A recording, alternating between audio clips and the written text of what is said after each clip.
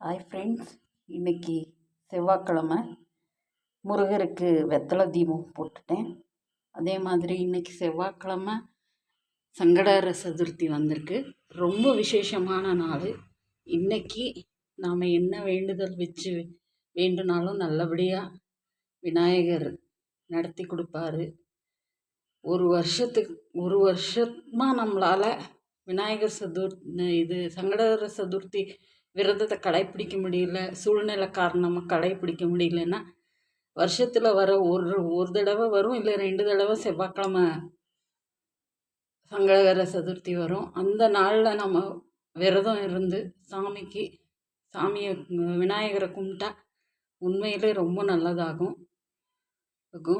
நான் அப்படி தான் கும்பிட்டேன்.